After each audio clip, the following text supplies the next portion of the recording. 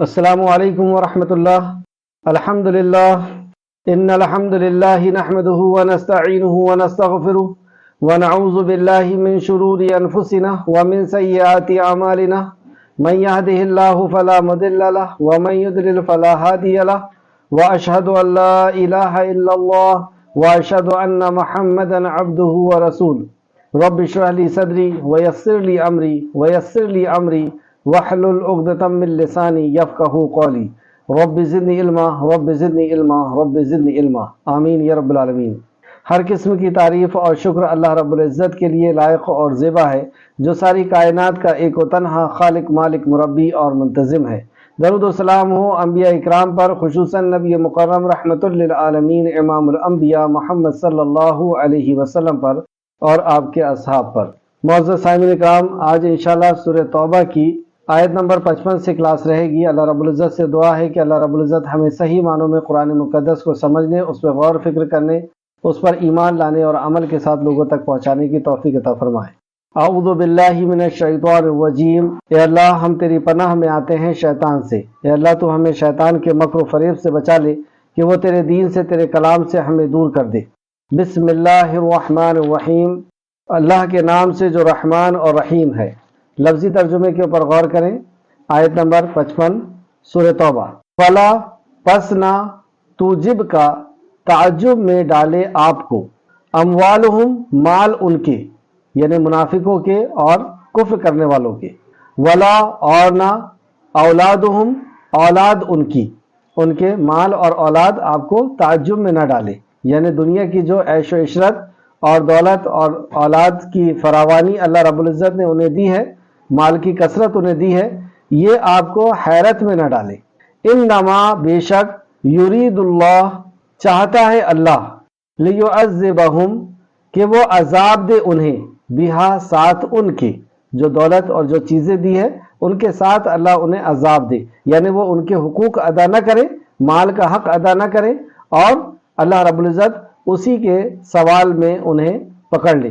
فی الحیاتی زندگی میں، دنیا کی، وتزہق اور نکال لے، انفسہم جانیں ان کی، وہم اس حال میں کہ وہ کافرون کافر ہوں، اور اس حال میں ان کی جان نکالے کہ وہ کافر ہوں۔ ویحلفون اور وہ قسمیں کھاتے ہیں، باللہ اللہ کی، انہم بے شک وہ، لمنکم البتہ تم میں سے ہیں، لمنکم البتہ وہ تم میں سے ہیں، یعنی منافقین یہ قسم کھاتے ہیں کہ وہ آپ میں سے ہیں، وہ مسلمانوں میں سے ہیں، کیونکہ ان کی مجبوری تھی دنیا کے حصول کے لیے، دنیا کو حاصل کرنے کے لیے وہ مسلمانوں کے ساتھ رہنا پسند کرتے تھے۔ وما حالانکہ نہیں، جبکہ وہ دل سے راضی نہیں تھے، وما حالانکہ نہیں، ہم وہ، منکم تم میں سے، حالانکہ وہ تم میں سے نہیں ہیں، ولکنہم اور لیکن وہ، قوم ایسے لوگ ہیں، یفرقون جو ڈرتے ہیں، یہ ڈرپوک قوم ہے۔ لو اگر، یجدونا وہ پائیں، ملجاءن کوئی جائے پناہ، کوئی بھاگنے کی جگہ، او یا مغارتن کوئی غار، کوئی گفا، او یا مدخلن کوئی گھس بیٹھنے کی جگہ، کوئی سرنگ، لولو البتہ وہ مڑ کر بھاگ جائیں گے، الیہ طرف اس کے، وہم اس حال میں کہ وہ، یجمعون وہ سرپٹ بھاگنے والے ہیں، اگر انہیں کوئی ایسی جگہ مل جائے تو وہ نکل کر کے چلے جائیں گے۔ ومنہم اور کچھ ان میں سے ہیں، من جو، یلمزو کا الزام لگاتے ہیں آپ پر، استغفر اللہ، یہ نبی مکرم صلی اللہ علیہ وسلم پر الزام لگاتے ہیں، پھر صدقاتی صدقات کے بارے میں، فَإِن پھر اگر، اغتو وہ دیے جائیں، منہا ان میں سے، یعنی مال میں سے اگر انہیں دے دیا جائے، ردو تو وہ راضی ہو جاتے ہیں، یعنی دنیا کا مال و متاع ملتا ہے تو یہ راضی رہتے ہیں۔ وَإِن اور اگر، لم نہ، یوں تو وہ دیے جائیں، منہا ان میں سے، اذا جب، ہم وہ، یسخطون وہ ناراض ہو جاتے ہیں، اور نہ دیا جائے تو وہ ناراض ہو جاتے ہیں، یعنی دنیا جب تک ملتے رہتی ہے دین کے ذریعے سے تو وہ خوش رہتے ہیں، اور جب دنیا نہیں ملتی ہے تو وہ ناراض ہو جاتے ہیں، مال نہیں ملتا ہے تو ناراض ہو جاتے ہیں۔ ولو اور کاش، انہم یہ کہ وہ، رضو وہ راضی ہو جاتے، ما اس پر جو، आताहुमुल्लाह, दिया उन्हें अल्लाह ने, व रसूलुहु, और उसके रसूल में, काश कि वो अल्लाह और उसके रसूल के दिए पर राजी हो जाते। वकालू, और वो कहते, हस्बुना, काफी हमें, अल्लाह, अल्लाह, सयूतीना, अनकरीब देगा हमें, अल्लाह, अल्लाह, मिन फज़लिही, अपने फजल से, व रसूलुहु, और उसका रसूल, इन्ना, बेशक हम, इलल्लाही, तरफ अल्लाह के, रागिबून, रगबत करने वाले हैं, अल्लाह ही की तरफ हम रुजू करने वाले हैं या रगबत करने वाले हैं। आयत तफसीर की तरफ, आयत नंबर 55। यहाँ पे कुफार के जो माल हैं और मुनाफिकीन के जो माल और औलाद हैं उनके ताल्लुक से, कि चुनांचे उनके माल और उनकी औलाद आपको हैरत में ना डाल दे कि अल्लाह की नाफरमानी कर रहे हैं और अल्लाह रब्बुल इज्जत उन्हें इस तरह नवाज रहा है, कहीं ऐसा तो नहीं कि ये लोग सही है। तो उनका माल और उनकी औलाद आपको हैरान ना करे कि अल्लाह के नाफरमान होने के बावजूद भी अल्लाह इन्हें क्यों दे रहा है, या अल्लाह ने इन्हें क्यों दिया है, और अल्लाह ने उन्हें क्यों दिया है, उसके ताल्लुक से अल्लाह फरमाता है, यकीनन अल्लाह यही चाहता है कि उनकी वजह से उन्हें दुनियावी जिंदगी में भी अजाब दे। ये जो माल और दौलत दिया है इसके जरिए से भी उनको दुनियावी जिंदगी में भी अजाब दे और आखिरत में भी, और उनके जाने हालत कुफ्र ही में निकले। क्योंकि ये जो माल और दौलत दिया है, इस ताल्लुक से तफसीर इब्न कसीर जिल्द नंबर 3 सफ़ा नंबर 106 में इमाम हसन बसरी रहमतुल्लाह अलैह का कौल नकल करते हैं। इमाम हसन बसरी फरमाते हैं कि इन्हें ज़कात अदा करनी पड़ती और अल्लाह के रास्ते में माल खर्च करना पड़ता, तो ये लोगों को अल्लाह रब्बुल इज्जत ने माल और दौलत दे दिया। अब ये आजमाइश में है कि अल्लाह के रास्ते में खर्च करते या नहीं करते, और अगर नहीं खर्च करेंगे तो ये इनके लिए अजाब के मुस्तहिक हो जाएंगे, यानी ना करने पर अल्लाह की नाराजगी के मुस्तहिक हो जाएंगे। तो वही अल्लाह ने फरमाया, अल्लाह यही चाहता है कि उनकी वजह से उन्हें दुनियावी जिंदगी में भी अजाब दे और उनकी जान हालत कुफ्र में निकले, क्योंकि ये माल और दौलत उनको दिया गया था लेकिन इसका उन्होंने हक अदा नहीं किया, नाफरमानी की, ज़कात अदा नहीं की, तो ये इस हालत में जा रहे हैं कि ये कुफ्र में इनकी मौत हो रही है। पता ये चला, माल और औलाद को देखकर ये समझना कि अल्लाह उनसे खुश है, ये गलत है। ये जरूरी नहीं है कि अल्लाह ने किसी को माल और दौलत और औलाद दी है तो अल्लाह उनसे खुश है।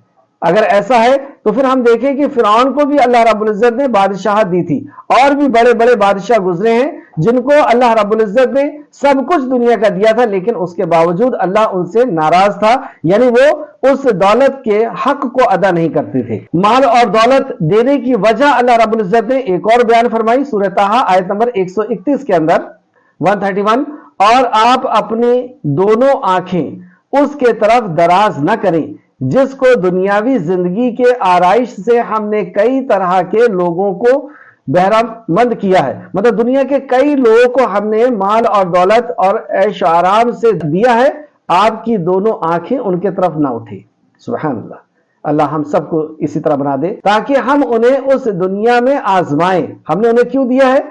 हम उन्हें दुनिया में आजमाने के लिए दिया है। अल्लाह रब्बुल इज्जत किसी को दे करके आजमाता है और किसी से ले करके आजमाता है। तो इनको जो दिया है, दे करके कैसे आजमा रहा है? दो तरीके की आजमाइश है। एक तो ये कि ये जो दौलत इन्हें मिली है ये इसका शुक्र अदा करते हैं या नहीं, कि अल्लाह रब्बुल इज्जत तूने हमें अता किया है, कहीं ये इसका शुक्र किसी और से तो अदा नहीं करते कि फला पीर और फला बाबा की तरफ से, या फला देवी और फला देवता की तरफ से, या फला पत्थर या इंसान की तरफ से हमें मिला है। तो अल्लाह रब्बुल इज्जत ये नेमत देकर के ये देखता है कि ये बंदा अल्लाह का शुक्रगुजार होता है या इसका क्रेडिट अपनी ताकत को, अपनी सलाहियत को, अपनी डिग्री को, अपने कारोबार को ये देता है, या अपने किसी और मखलूक को ये देता है, या अल्लाह रब्बुल इज्जत को देता है। नंबर एक। दूसरा कि ये नेमतें दे करके अल्लाह रब्बुल इज्जत ये देख रहा है कि इसका हक अदा करता है या नहीं। ये जो दौलत दिया है इस दौलत का हक अदा करता है या नहीं, जो भी नेमतें अल्लाह ने दी है उसका हक अदा करता है या नहीं, यानी इसके जो हकदार हैं उनके हुकूक को अदा करता है या नहीं। जैसे बीवी का हक अदा कर रहा, माँ बाप का, बच्चों का, और उसके बाद यतीमों, मिस्कीनों और मुसाफिरों का, और जो भी हुकूक है वो अदा करता है नहीं। तो ताकि हम उन्हें इस दुनिया में आजमाएं, और आपके परवरदिगार की अता फरमाई हुई रोजी बहुत बेहतर और बाकी रहने वाली है। तो असल जो रोजी है वो अल्लाह रब्बुल इज्जत जो अता फरमाएगा वो बाकी रहने वाली है। सूरह मोमिनून آیت نمبر 55 اور 56 55 56 کیا یہ لوگ خیال کرتے ہیں کہ ہم جو دنیا میں ان کو مال اور بیٹوں سے مدد کرتے ہیں، انہوں نے کیا یہ خیال کر لیا ہے کہ ہم نے ان کو جو مال اور بیٹے عطا کیے ہیں تو اس سے ان کی بھلائی میں جلدی کر رہے ہیں؟ یہ ایسا نہیں ہے کہ ہم ان کے بھلائی میں جلدی کر، نہیں، بلکہ یہ شعور نہیں رکھتے، یعنی یہ لوگ یہ سوچ رہے ہیں کہ ہمیں مال اور اولاد اللہ نے دیا ہے، یعنی اللہ ہم سے خوش ہے، لیکن یہ شعور نہیں رکھتے، انہیں پتہ نہیں ہے کہ یہ کیوں دیا گیا ہے۔ تو یہ کیوں دیا گیا ہے؟ ہمیں آزمانے کے لیے اللہ رب العزت نے یا تو دے کر کے آزما رہا ہے یا لے کر کے آزما رہا ہے، اور یہ دنیا ہے ہی آزمائش۔ تو ہمیں جو دولت ملی ہے اس کا ہمیں حق ادا کرنا ہوگا، اور اس کا شکر بھی صرف اور صرف اللہ سبحانہ تعالیٰ کو ادا کرنا ہوگا۔ آیت نمبر 56 اور وہ اللہ کی قسمیں کھاتے ہیں کہ بے شک وہ تمہیں میں سے ہیں۔ مدینہ میں یا تو مسلم تھے یا مشرکین اور یہودی۔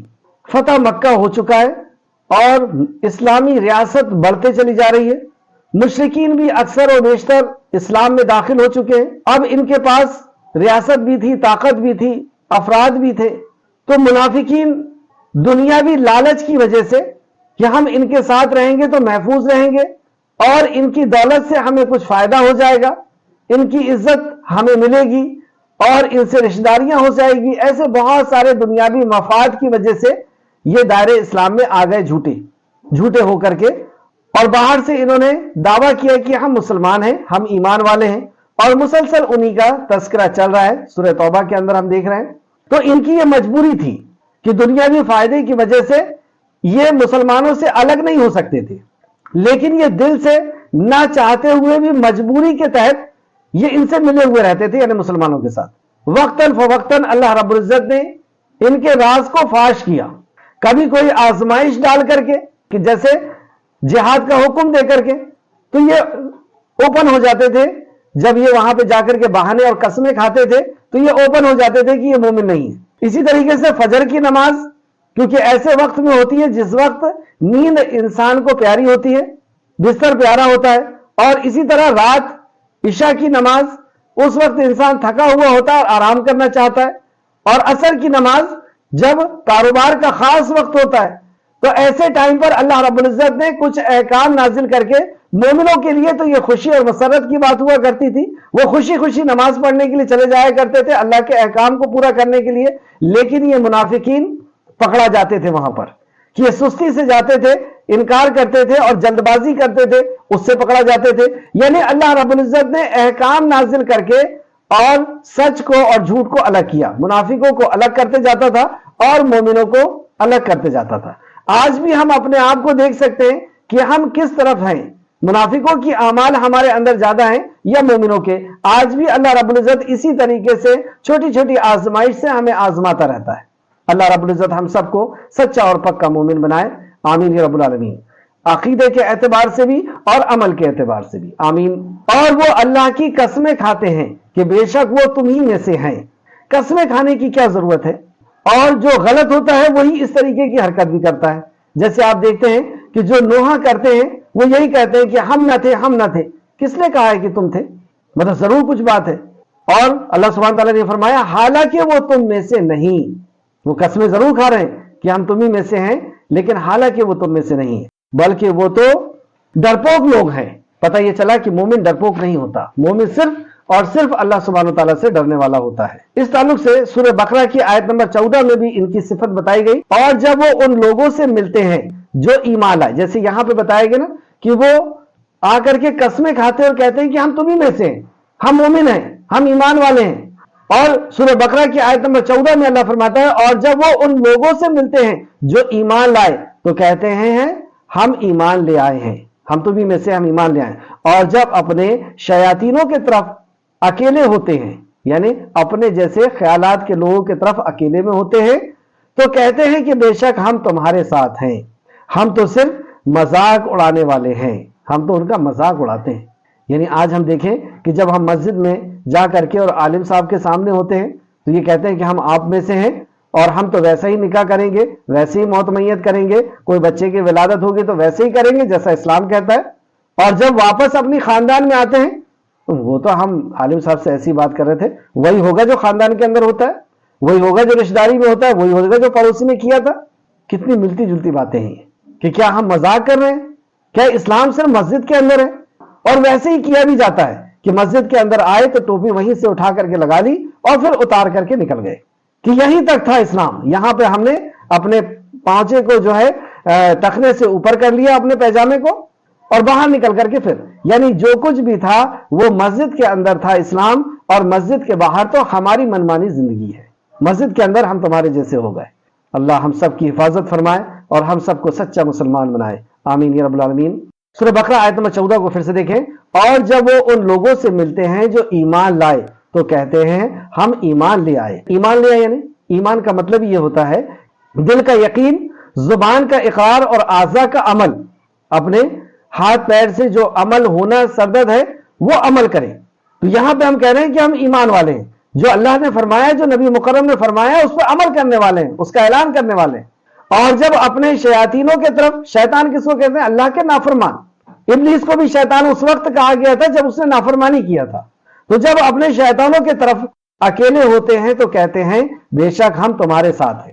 ہم ایمان تھوڑی لائیں کہ ہم دل سے یقین بھی کر لیں، زبان کا اقرار بھی کریں اور اعضاء سے عمل بھی کریں. ہم تو وہی کریں گے جو چلا آیا ہے.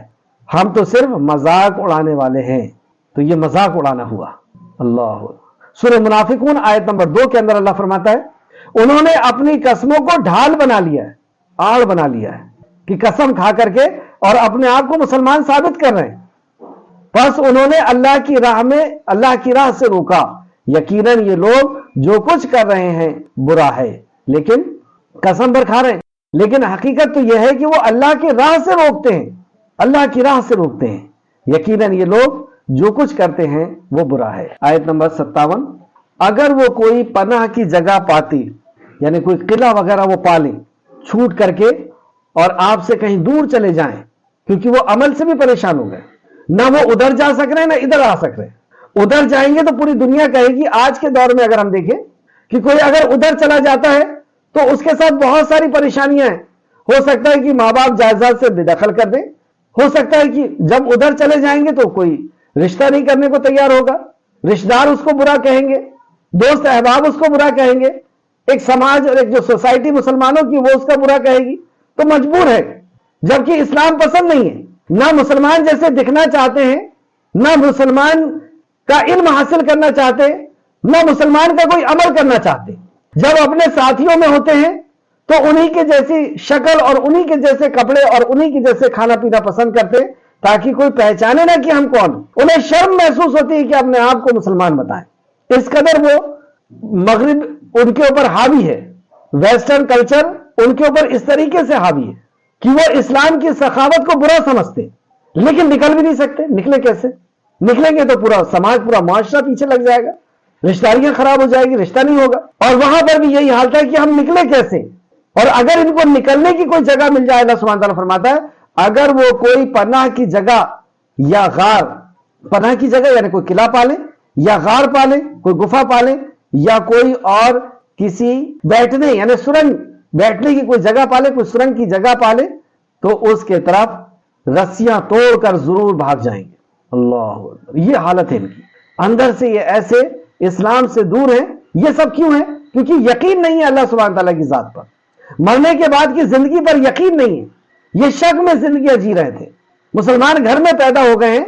اور نفاق 2 قسم کا ہوتا ہے جو سورہ بقرہ کی شروع میں ہم پڑھ کے آ چکے ہیں کہ ایک شعوری طور پر ایک شخص جو ہے منافق ہوتا ہے اور ایک غیر شعوری طور پر وہ سوچتا ہے کہ میں مسلمان، لیکن اعمال اس کے جو ہیں وہ پورے کے پورے منافقی کی طرح ہوتے ہیں. آیت نمبر 58 میں اور ان میں سے بعض وہ ہیں جو آپ پر صدقات کی تقسیم میں عیب جوئی کرتے ہیں. استغفر اللہ. نبی مکرم صلی اللہ علیہ وسلم جو انصاف کے لیے نبوت سے پہلے بھی منصف کہے جاتے تھے، انصاف کرانے کے لیے رسول اللہ صلی اللہ علیہ وسلم کے پاس لوگ آیا کرتے، اور جن کے شاگردوں کا یہ حال ہو کہ آج بھی دنیا حیران ہے عمر فاروق اور ابوبکر صدیق کو دیکھ کر کے اور عثمان غنی اور حضرت علی کی انصاف کو دیکھ کر کے کہ ان خلیفاؤں نے کس طریقے سے انصاف کیا اور کس طریقے سے انصاف کو قائم کیا. تو جو ان کے پیشوا ہیں یا نبی ہیں ان کے انصاف کا کیا عالم ہوگا. لیکن یہ بدتمیز قوم جو منافقین ہیں وہ رسول مکرم صلی اللہ علیہ وسلم کی ہستی پر بھی اعتراض کرتے ہیں صدقات کے تعلق سے کہ آپ نے صحیح طریقے سے صدقہ نہیں دیا۔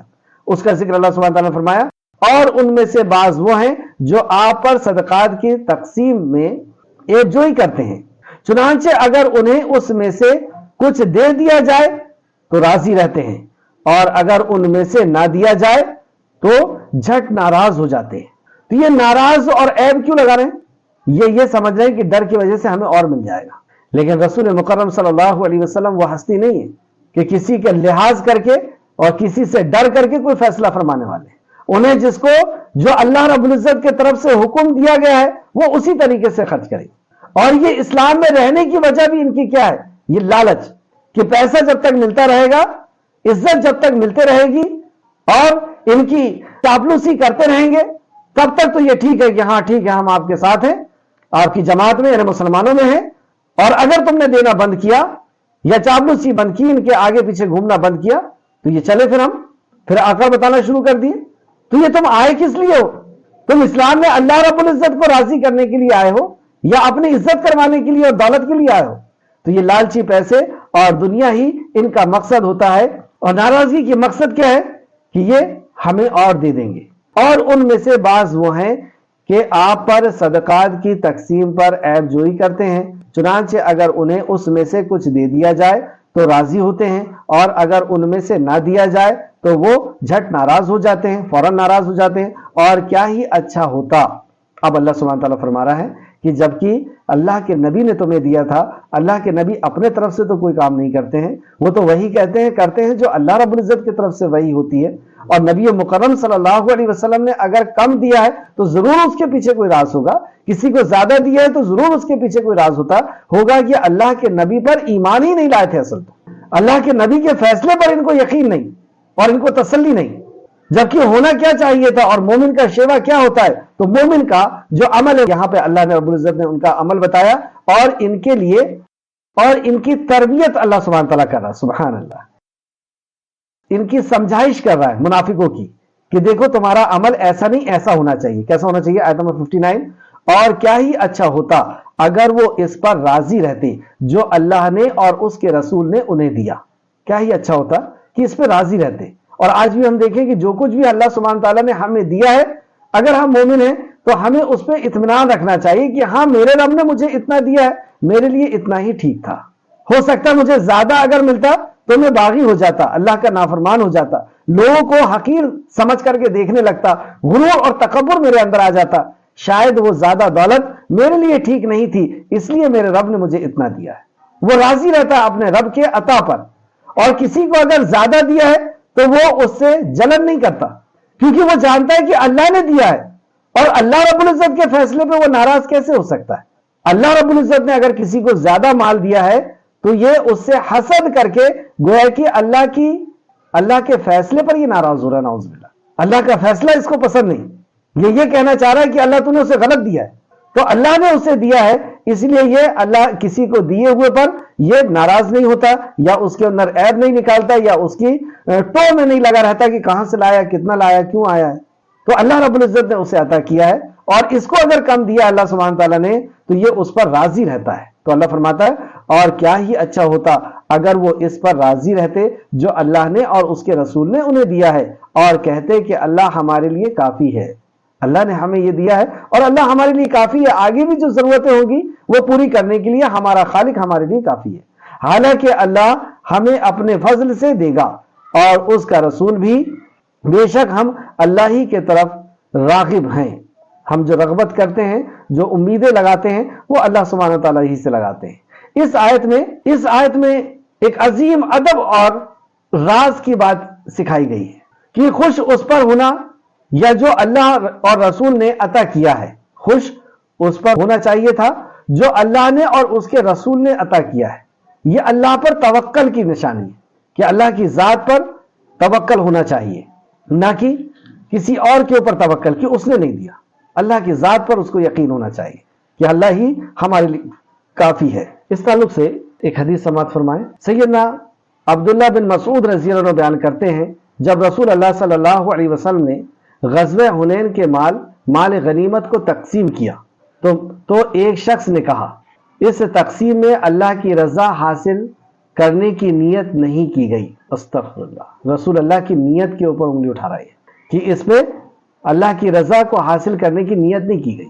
میں نے رسول اللہ صلی اللہ علیہ وسلم کو اس کی خبر دی تو آپ کا چہرہ متغیر ہو گیا، یعنی آپ غصے میں آ گئے. آپ نے فرمایا اللہ تعالیٰ موسیٰ علیہ السلام پر رحم فرمائے، انہوں نے اس سے بھی زیادہ تکلیف دی گئی تھی، انہوں نے پھر بھی صبر کیا. بخاری شریف حدیث نمبر 3405. کیا پتہ چلا کہ رسول اللہ صلی اللہ علیہ وسلم جیسی ہستی اور ان کے اوپر الزام لگا رہا ہے، لیکن اس کے باوجود بھی رسول اللہ صلی اللہ علیہ وسلم نے برداشت کر لیا اور امت کو یہ سکھایا کہ ہم جو قرآن کے اندر انبیاء علیہ السلام کے واقعات کو پڑھ رہے ہیں تو ہمیں ان سے سبق حاصل کرنا ہے اور ان کے جیسے بننے کی کوشش کرنا ہے. ہم بھی جو رسول مکرم صلی اللہ علیہ وسلم کے واقعات اور صحابہ اکرام کے واقعات پڑھ رہے ہیں تو ویسی زندگی ہماری بھی اترنا چاہیے کہ ہماری ذات کے اوپر کوئی انگلی اٹھائے اور اس وقت اگر یہی مناسب ہے تو ہم صبر کریں. دیکھیں آپ کتنا پیارا آئیڈیل نبی مکرم صلی اللہ علیہ وسلم نے حضرت موسیٰ علیہ السلام کو اپنے سامنے لے کر کے آئے اور صحابہ اکرام کو بتایا کہ موسیٰ علیہ السلام کو تو اس سے زیادہ تکلیف دی گئی تھی، لیکن اس کے باوجود بھی انہوں نے بنی اسرائیل کو اور فرعونیوں کو جو ہے وہ معاف کیا تھا. ایک شخص کا اور واقعہ ہے جو امام بخاری اور مسلم نے روایت کیا ہے کہ نبی کریم صلی اللہ علیہ وسلم پر ایک شخص نے اعتراض کیا، کہا تھا کہ انصاف کریے، آپ نے انصاف نہیں کیا ہے.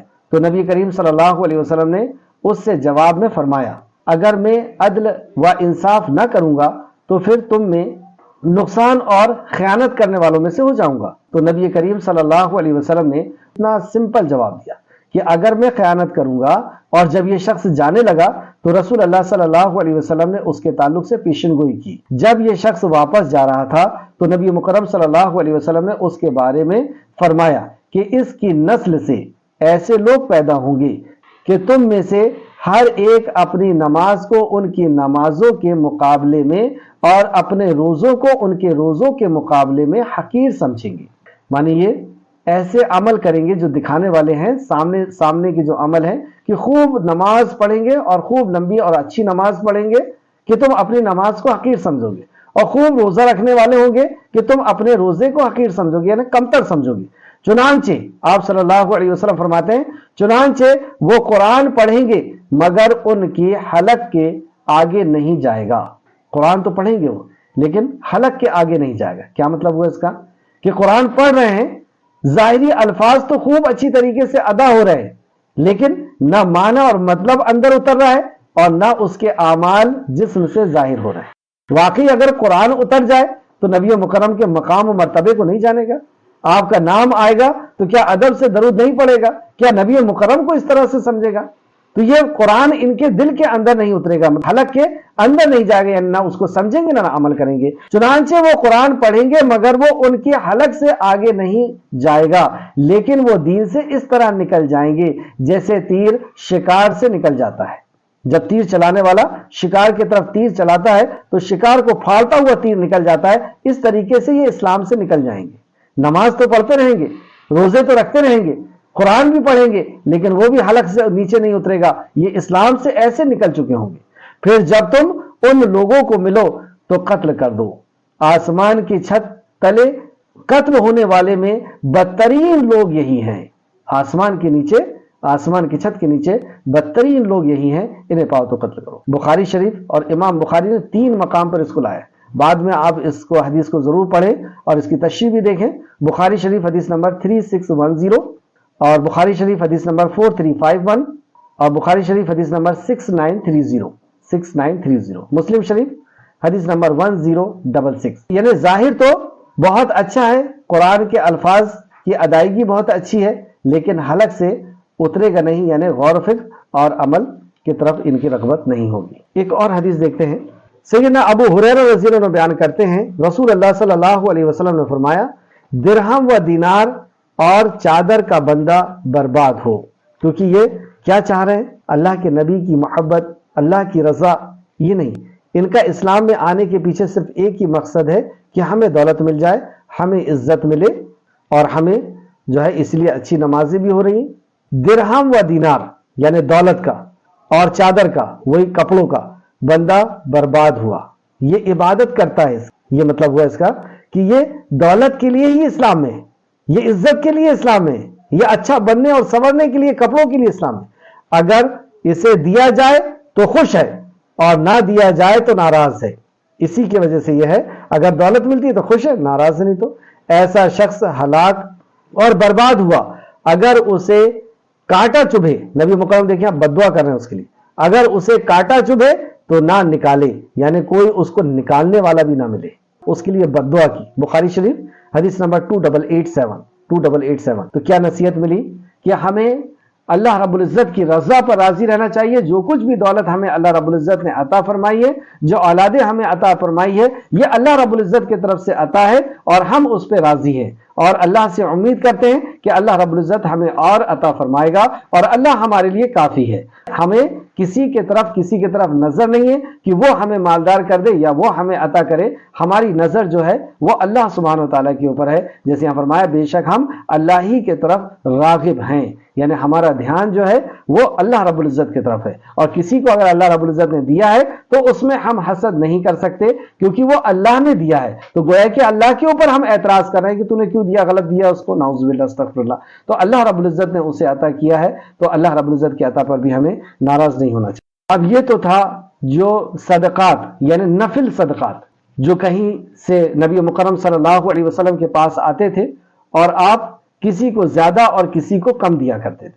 پچھلی کلاس میں بھی گیا کہ میں ان کو زیادہ اس لیے دیتا ہوں کہ وہ نئے نئے اسلام کے اندر ہیں، ان کی تالیف قلب کے لیے، ان کو اسلام میں مضبوط کرنے کے لیے.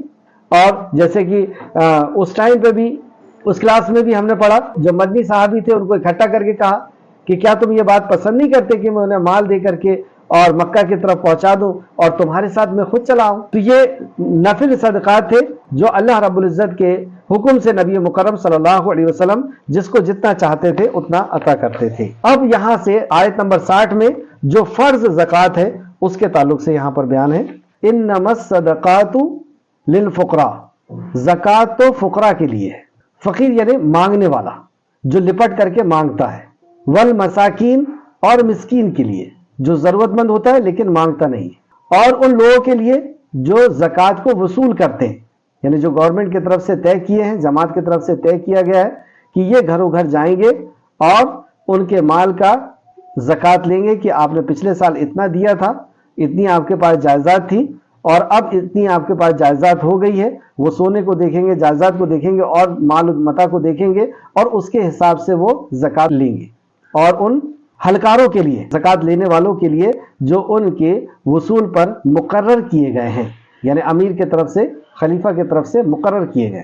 والمؤلفات قلوبہم، اور ان کے لیے جن کے دل راغب ہوں، دل کی رغبت مقصود ہو، یعنی جن کو تالیف قلب کے لیے جن کو دیا جانا ہو، دین کے طرف جھکاؤ جن کا ہے ان کو دینے کے لیے کہ تاکہ وہ اور جھکاؤ ہو. وفی الرقاب، اور گردنیں چھڑانے والوں کے لیے، یعنی جو غلام ہیں، پہلے لوگ انسان کو خریدتے اور بیچتے تھے تو زکوٰۃ کا پیسہ اس میں بھی لگایا جائے گا کہ ان کو چھڑایا جائے.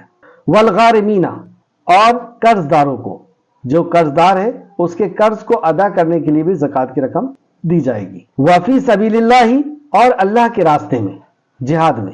وابن السبیل، اور مسافروں کے لیے. مسافر اگر مالدار بھی ہے لیکن وہ گھر سے باہر ہے اور وہاں پر اس کا سامان جو ہے وہ لٹ گیا ہے اور گھر میں وہ مالدار ہے لیکن گھر جانے تک کے لیے اس کے پاس پیسے نہیں ہیں، تو ایسے ٹائم پہ اس کی زکوٰۃ سے مدد کی جائے گی اور وہ بھی زکوٰۃ لینے کا مستحق ہو جائے گا. وابن السبیل، اور مسافر کے لیے. فریضۃ من اللہ، یہ اللہ کے طرف سے فرض ہے، یعنی زکوٰۃ یہ 8 مصارف میں خرچ کرنا اللہ رب العزت کی طرف سے فرض ہے. واللہ علیم حکیم، اور اللہ خوب جاننے والا اور حکمت والا ہے، یعنی اللہ رب العزت خوب جانتا ہے تمہارے مالوں کے تعلق سے کتنی زکوٰۃ دینا ہے، کتنا دے رہے ہو، اور اللہ حکیم ہے کہ کہاں خرچ کرنا چاہیے.